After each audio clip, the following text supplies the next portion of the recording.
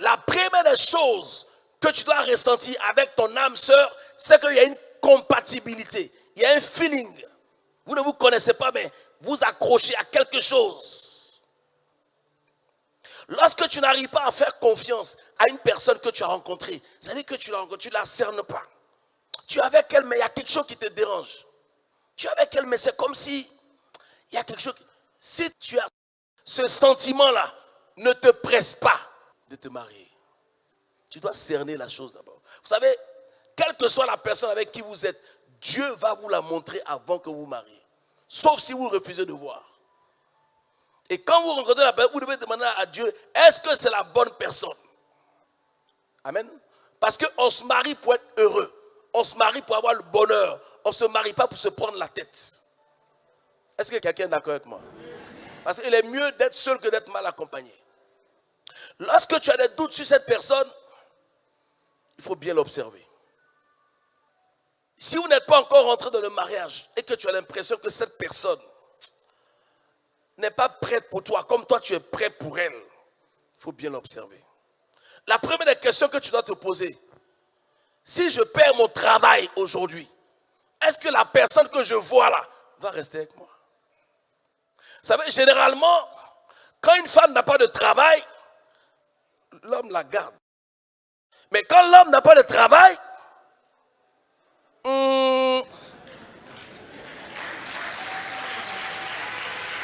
quand l'homme n'a pas de travail, à 90%, la femme le quitte. Dis à quelqu'un, c'est pas normal. La Bible dit que la femme est une aide, donc un soutien. Parce que s'il voulait penser, ça aussi, il n'allait pas te prendre. Souvent, il y a des femmes, non, je cherche un homme riche. Bon, l'homme, lui aussi cherche une femme riche, on fait comment? Toi, tu n'as rien, et puis tu as cherché un homme riche. Mais s'il veut réfléchir comme toi, vous allez vous rater.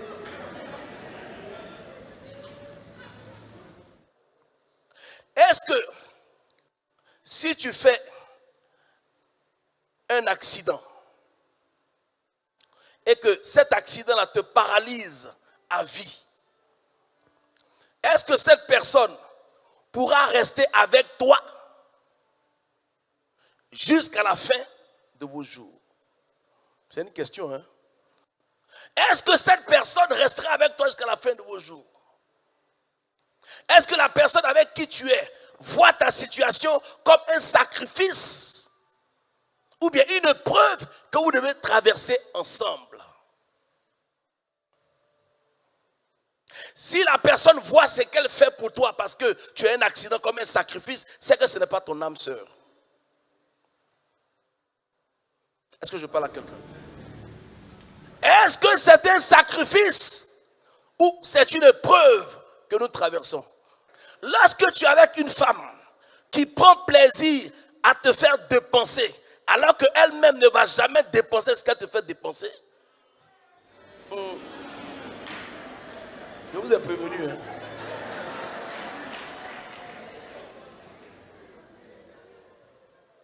Parce que souvent tu constates que même dans l'église, quand des gens vont faire des dépenses et que ce n'est pas vous qui payez, vous n'entretenez pas ce que les gens achètent. C'est une méchanceté qui ne dit pas, mais vous allez payer ailleurs. Même si quelqu'un t'invite et que ce n'est pas toi qui payes, tu ne vas pas envoyer tes copines. À quand plus fort, il n'entend pas bien. Tu ne cries pas bien.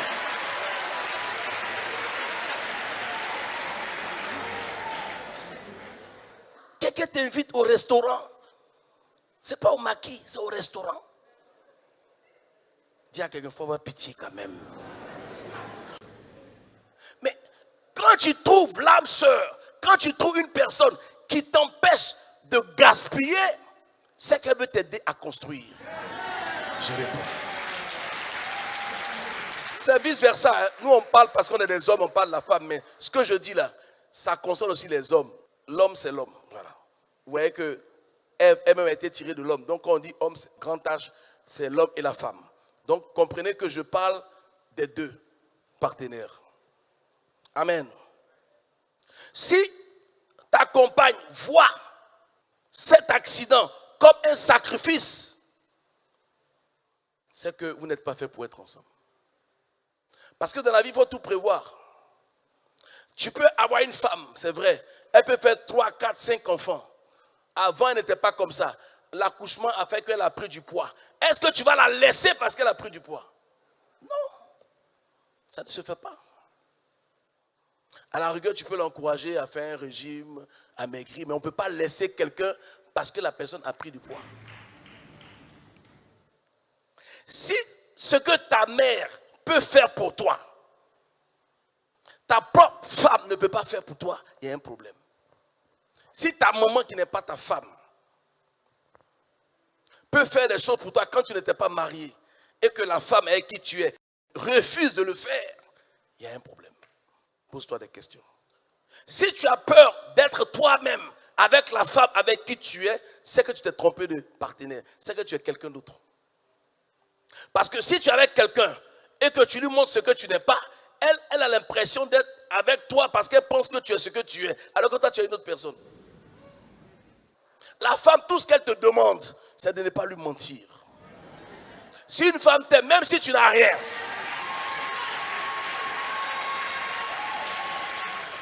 vous savez pourquoi la femme n'aime pas le mensonge? Je vais vous donner la révélation aujourd'hui. La femme n'aime pas le mensonge parce que le serpent a menti à la femme à la Genèse. Donc c'est un problème. Dieu dit, tu écraseras la tête du serpent. Une femme, si elle t'aime, dis-lui, voilà moi. Il ne faut pas dire, non, je suis homme d'affaires, laisse ça. Dis à quelqu'un, laisse ça. Peut-être qu'elle ne peut pas arrêter ta vie. Donc il faut laisser ça. Ce n'est pas ça qui l'intéresse. Elle, c'est l'être humain, la personne qui respecte, qui aime l'homme. La personne qui partage tout. C'est ça. Si tu es avec une personne qui te sépare de tes amis, de tes proches, de tes parents, c'est qu'elle est en train de t'isoler pour t'achever. Si tu dois faire quelque chose pour quelqu'un et que la personne ne peut pas faire la même chose pour toi, ne le fais pas. Parce que si on est ensemble là, c'est pour être bien ensemble. Voilà. L'amour, ce n'est pas sens unique. Pour s'aimer, il faut être deux. Quand on se marie, c'est pour apporter, ce n'est pas pour attendre de l'autre. Vous savez, c'est l'égoïsme qui détruit le foyer. Parce que non, il ne m'a pas fait ci, elle ne m'a pas fait ça. Ce que tu veux que ton partenaire fasse, commence à le faire toi. C'est une sémence et tu moissonneras ce que tu as sémé.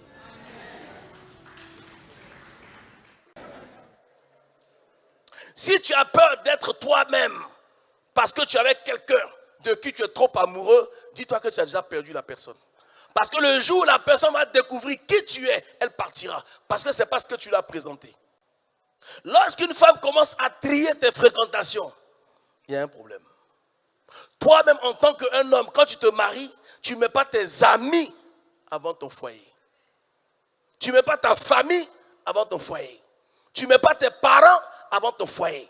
Tes parents n'ont pas de décision à prendre dans ton foyer. Chacun a une famille. Ce que tu peux faire pour ta famille, tu le fais pour ta famille. Mais ta famille n'a pas le droit de s'ingérer dans cette famille que tu es en train de constituer. On est d'accord? Lorsque tu es avec quelqu'un et que ta famille n'a pas le droit de venir chez vous, alors que cette personne-là, sa famille est tout le temps chez vous, il y a un problème. Je reprends. Si la personne avec qui tu es marié ou la personne avec qui tu veux faire ta vie n'aime pas ton père, n'aime pas ta mère, n'aime pas tes frères, n'aime pas tes soeurs et de surcroît n'aime pas tes enfants, il ne faut pas l'épouser. Parce que si elle n'aime pas ce qui vient de toi, ce n'est pas toi qui vas aimer. Il faut que ce soit clair. Quand tu aimes quelqu'un, tu l'aimes avec ce qui sort de lui. Tu ne peux pas aimer une femme, elle a eu un enfant avant de te connaître et puis toi tu n'aimes pas l'enfant. En fait, tu n'aimes pas la femme mais tu ne sais pas. Parce que si tu aimes la personne, tu ne peux pas rejeter quelque chose qui sort d'une personne que tu aimes. Même si elle a 5 enfants. Bon, pas 18, mais même si elle a 5.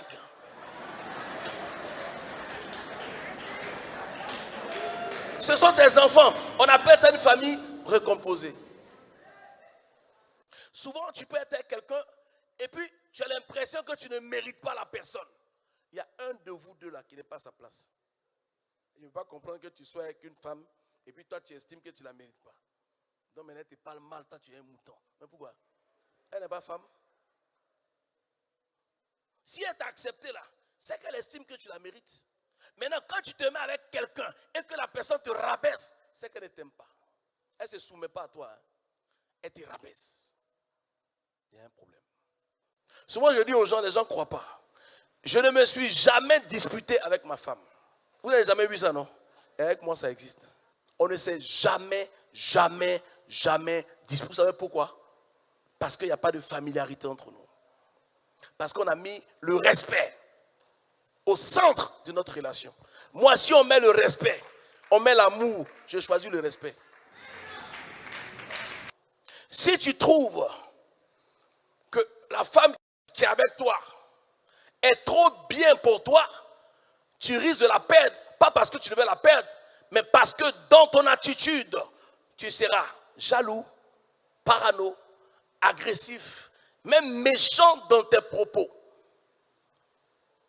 Alors qu'elle n'a même pas l'intention de te quitter, mais tu deviens désagréable. Et tu es tellement méchant qu'elle ne reconnaît plus l'homme avec qui elle est. Alors que toi, tu as peur. Parce que tu te dis, non, elle est trop belle, elle va me tromper. Mais elle a vu les autres et puis elle t'a choisi. Vous savez, une femme peut être belle, hein, mais elle ne se voit pas comme toi tu la vois. Elle se voit comme une femme qui est amoureuse. Donc, ce n'est pas sa beauté qu'elle met devant. C'est son amour qu'elle met devant. Maintenant, si toi, tu es avec quelqu'un et que tu n'as pas confiance à la personne, tu soupçonnes la personne, tu agresses la personne, ça va casser. Donc, on ne peut pas marcher dans une relation sans la confiance. Quand tu es une grande dame, là, tu ne fouilles pas dans le portail de ton mari. Vice versa.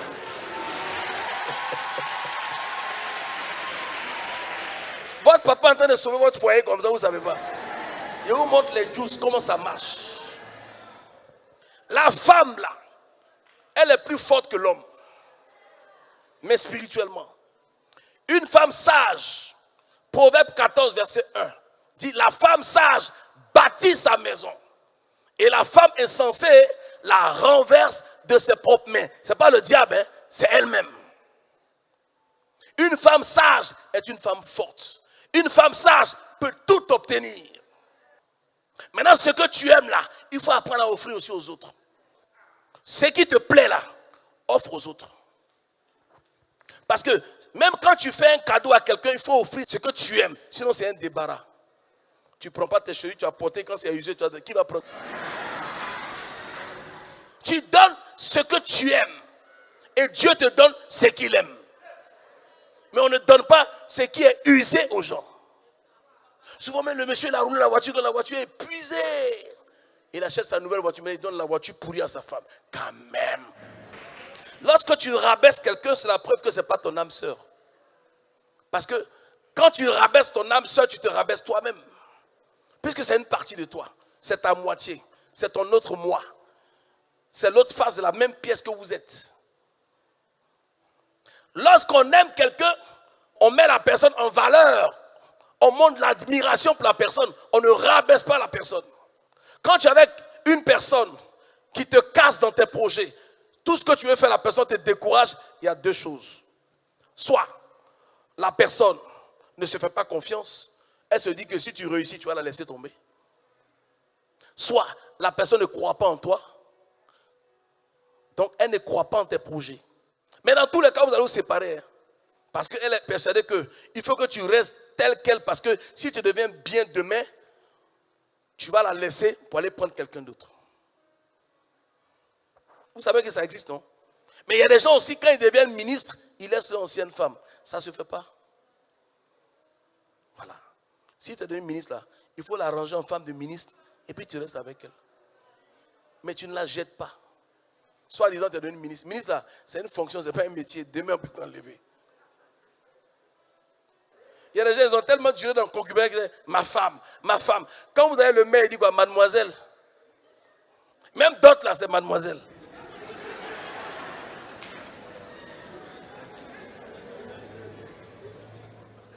Si vous êtes fait l'un pour l'autre, vous ne pourrez pas vivre l'un sans l'autre. Ce n'est pas possible. Quand l'autre n'est pas là, il y a un manque. N'est-ce pas? La Bible dit dans Matthieu 19, versets 4 à 6 que le Créateur au départ a ouvert l'homme, a pris sa côte pour faire la femme. Et les deux deviendront une seule chair. N'est-ce pas? Et Dieu dit que personne ne sait pas ce que Dieu a joint. Maintenant, si Dieu dit personne ne sait pas ce que Dieu a joint, et que malgré le fait que vous êtes ensemble, que vous êtes séparés, c'est vrai que ce n'est pas Dieu qui vous a joint. Mais tout ce que Dieu fait est parfait. Amen. Donc le mariage est bon. Si ça ne marche pas, ce n'est pas Dieu, c'est vous. Amen. Si la personne avec qui tu es a tendance à admirer les autres personnes au lieu de t'admirer, il y a un problème. Parce qu'une personne qui ne t'admire pas ne vivra pas longtemps avec toi. Parce que ce qu'elle admire est dehors. Est-ce que je parle à quelqu'un? Quand on aime quelque chose, on arrange la chose. Tu fais toi-même ta tôlerie, ta peinture. Voilà. Il y a des femmes qui achètent des fringues pour leur mari. Il y a des femmes qui habillent le mari, des femmes stylées. Elles voient que le mari, bon, il est un peu en wasari. Elle-même, elle trouve la manière. Oh chérie, je t'ai trouvé ça. Oh, je t'ai trouvé ça. Elle ne te dit pas que tu t'habilles mal. Ça ne se dit pas. Mais ça, chérie, je pense que ça t'irait bien. C'est la manière. Parce que si c'est un guerrier et puis il s'habille mal, il dit, bon, c'est ça, moi j'aime. Maintenant, on fait quoi? Dis à quelqu'un, on ne dit pas ça. C'est la sagesse. Tu achètes, tu dis, oh, j'ai vu ça. Oh, non, vraiment, si tu mets ça, tu es trop beau, la personne est encouragée. Et quand tu es avec une personne qui ne te respecte pas, ça tue ton bonheur. Vous savez, si vous êtes avec quelqu'un qui vous méprise, qui ne vous respecte pas, même si vous faites 20 ans ensemble, vous croyez que vous êtes ensemble, mais vous n'êtes pas ensemble. Vous êtes déjà séparés, vous ne savez pas. Si tu ne crois pas la mériter et que tu as peur de la perdre, tu l'as déjà perdu parce que la Bible dit que ce que je crains, c'est ce qui m'arrive, ce que je redoute, c'est ce qui m'arrive. Ce n'est pas parce que tu devais la perdre, mais c'est parce que tu avais peur de la perdre. Et puis un homme ne se laisse pas dominer par sa femme. Et l'homme non plus n'est pas fait pour dominer la femme. Parce que au départ, la domination que Dieu a donnée comme sanction à la femme était une punition parce qu'elle avait désobéi. Mais avec le Seigneur n'a jamais dit homme dominez vos femmes. Il dit homme aimez vos femmes. Maintenant il dit femmes soyez soumises à vos maris. Parce qu'une femme qui n'aime pas ne se soumet pas. Dieu n'a pas dit aimer, hein, parce que la soumission est l'amour dedans. Pour qu'une femme se soumette à quelqu'un, c'est qu'elle aime la personne. Mais quand une femme a un problème de soumission, c'est qu'elle n'aime pas assez la personne. Un vrai couple est complice. Un vrai couple partage tout, parle de tout et de rien. Il ne faut pas parler que lorsque c'est important. Parler de tout et de rien. C'est ça qui vous rapproche.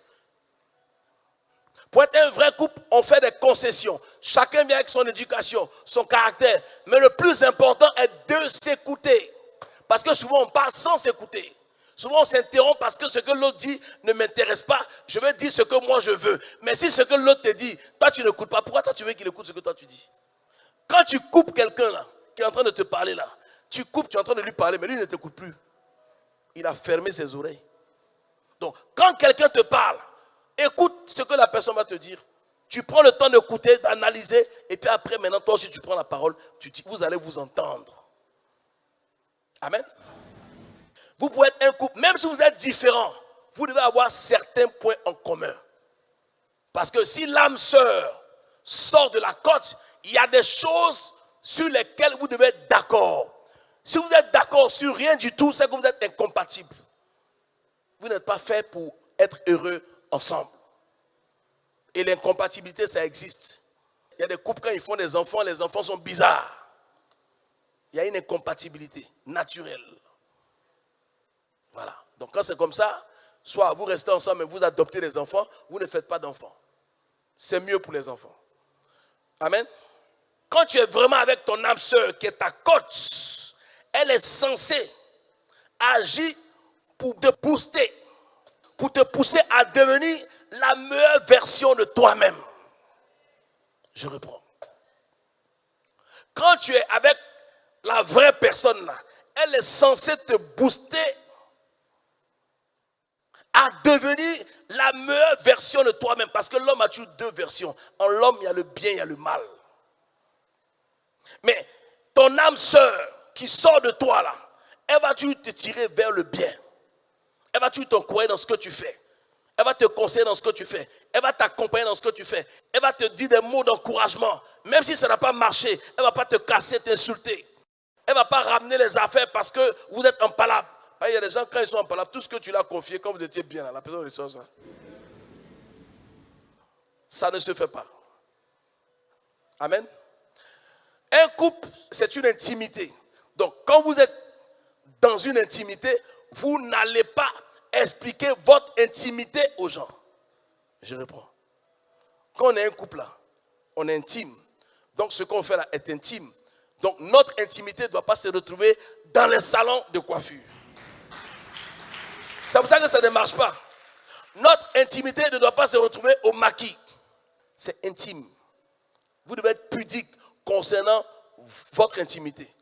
Vous ne pouvez pas parler de votre vie privée, de votre vie sexuelle à un ami ou à une copine. Ça ne se fait pas. Si pour un oui, pour un non, vous vous disputez, c'est que vous êtes incompatibles.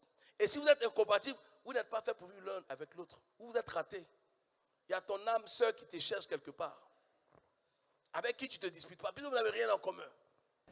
Si vous manifestez de l'amour pour quelqu'un qui a du mépris pour vous, vous l'encouragez dans sa méchanceté. N'acceptez jamais, si vous êtes mienne là, vous êtes mes filles, n'acceptez jamais que quelqu'un vous méprise. N'acceptez jamais. C'est un conseil. Parce que quelqu'un qui te méprise ne t'a jamais aimé. Ça ne sert à rien. Même quand un homme te donne l'argent, il peut avoir du mépris dans sa façon de te donner l'argent. Il peut jeter sur toi, il peut s'arranger à ce que ça se sache. Quand il y a du mépris là, refuse. La personne va apprendre à te respecter. Le respect là, ça se cultive. C'est une culture. Il y a des gens, mais tu ne les respectes pas, ils s'en foutent. C'est une culture. Il y a des gens, quand tu les vois, tu ne peux pas ne pas les respecter. Pour moi, le respect, c'est plus important que tout. Pour moi, le respect vient avant l'amour. Et moi, j'estime que quand on se respecte, on ne se dit pas n'importe quoi. Quand on se respecte, on ne se blesse pas. Souvent, les couples ne marchent pas parce qu'il n'y a pas de respect au centre de la relation. On ne peut pas se parler parce qu'on est fâché. Ah non. Avec moi, ce qui est dit, est dit. Même si on s'amuse, et puis tu dis c'est fini. C'est fini. On peut tout faire. Il ne faut jamais prendre bagage pour sortir de la maison. Le jour où tu prends bagage, tu sors, tu ne rentres plus. Je dis, les gens que j'aime là, je veux que tu les aimes. Vous aussi que j'aime là, aimez ma femme. C'est ce que je vous demande aussi. Vous voyez, l'amour, ce n'est pas un sens unique. Voilà. Parce que si tu n'aimes pas ma femme, en réalité, c'est moi que tu n'aimes pas, mais tu ne sais pas. Tu crois que tu m'aimes, mais enfin, tu ne m'aimes pas. Parce que si tu n'aimes pas la personne qui est avec moi, la personne qui est mon équilibre, la personne qui ne m'emmerde pas, qui fait que j'arrive à faire l'œuvre de Dieu convenablement, c'est que inconsciemment, tu me combats, sauf que tu ne le sais pas. Tu ne sais pas. Est-ce que vous comprenez? Quand tu es avec quelqu'un, tu sais que la personne aime telle personne, c'est son ami, c'est son frère. Tu ne viens pas les séparer. Tu rentres dans la famille, il devient ton beau-frère. C'est comme ça. Bonnie là, il appelle ma femme. C'est sa femme. C'est comme ça. Il peut venir à n'importe quel moment. Même s'il veut dormir dans ma chambre, il va dormir dans ma chambre. Elle ne va pas se plaindre. Parce qu'elle sait qui il représente pour moi. Est-ce que vous comprenez? C'est une façon de parler. Hein? Quand tu aimes quelqu'un, tu prends tout. C'est comme ça. Vous savez, tu ne connaîtrais jamais une personne si vous n'avez pas vécu ensemble. Vous savez, c'est l'égoïsme qui tue le couple. On veut tout pour soi. Toi, tu es avec un homme. Toi, tu travailles. L'homme travaille. Même l'eau, tu ne veux pas payer. Quand même. Même l'eau. Bon, l'eau même, ce n'est pas grave. Mais la nourriture quand même. Si tu ne travailles pas, il y a des hommes qui ne veulent pas que les femmes travaillent. Il la met à la maison, il lui donne tout. Ce n'est pas de ça que je parle. Mais vous devez travailler. La femme est une aide. Quand même. Quand quelqu'un est trop fan de toi, il faut faire attention. Il ne faut pas décevoir quelqu'un. C'est-à-dire quand une femme t'idéalise, il ne faut pas la décevoir. Dis-lui la vérité. Quand c'est compliqué, tu dis la vérité. Tu vas voir que tout va rouler. Mais il ne faut pas mentir à la femme. Femme n'aime pas ça. Dis à ton voisin, femme n'aime pas ça. On peut aimer quelqu'un avec ses défauts. Là n'est pas le problème parce que tout le monde a des défauts. Mais lorsque les défauts de la personne avec qui vous êtes met votre vie en danger, vous devez partir. Si vous ne vous projetez pas dans l'avenir, si vous ne projetez pas finir votre vie avec quelqu'un, c'est que ce n'est pas votre âme sœur. C'est-à-dire que si vous mettez avec quelqu'un et qu'au fond de vous, vous savez que ce n'est pas pour durer avec la personne, ne restez pas avec cette personne. Peut-être que son homme est en train de la chercher quelque part. Donc il ne faut pas hypothéquer la chance de quelqu'un. Libérez la personne. Même si le coup, ça fait mal. Mais après, quand la personne va retrouver son âme sœur, elle va retrouver la joie et le bonheur. Il y a des gens qui se sont trompés de partenaires. Et puis qui vivent avec. Si tu vois quelqu'un qui est gentil avec toi au début, et puis après il change, ce n'est pas au début que sa vraie nature, c'est après il change là que sa vraie nature. Ne mettez jamais l'amour avant la raison.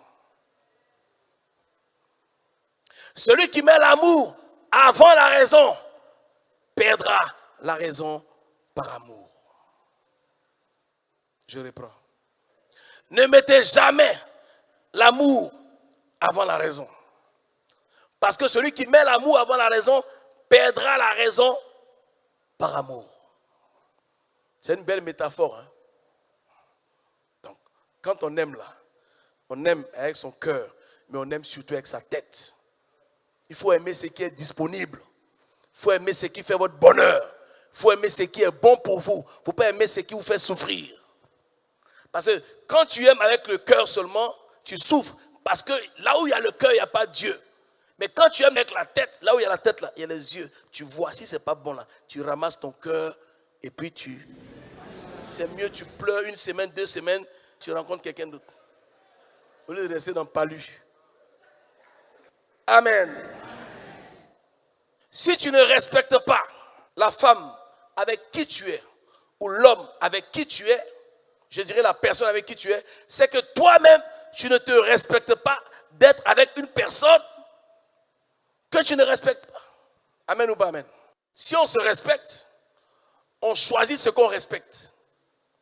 Et quand on est ensemble, ce n'est pas pour écraser notre partenaire, c'est pour sublimer notre partenaire. Quand tu es avec quelqu'un, tu mets la personne en valeur, tu lui fais des compliments, tu l'encourages, tu boostes la personne pour que la meilleure partie de cette personne la ressorte. Mais quand tu es avec quelqu'un qui te casse pour un oui, pour un non, ce n'est pas la bonne personne. Si tu es avec quelqu'un qui ne croit pas en toi, ce n'est pas la bonne personne. Quelqu'un qui ne croit pas en toi ne vivra pas longtemps avec toi.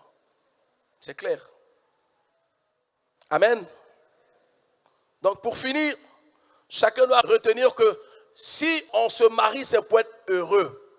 Si tu sais que ce mariage ne te rendra pas heureux, ne rentre pas dedans. Attends encore un peu. Observe, vérifie et puis fais le bon choix. Parce que vous savez, Dieu a formé Adam.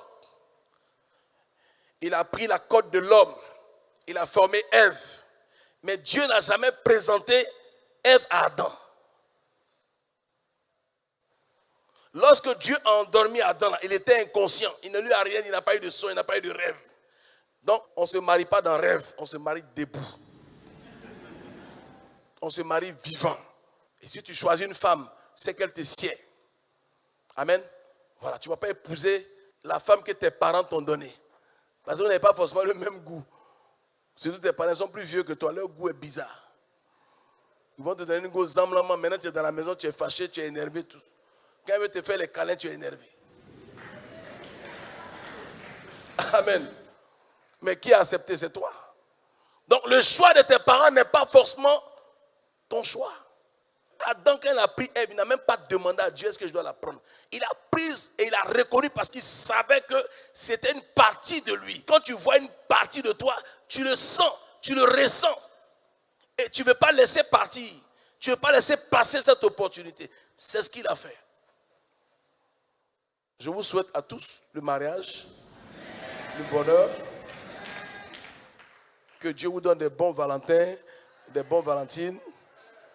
Que Dieu vous bénisse. Avant, je ne savais pas. Maintenant, je sais. Que Dieu vous bénisse.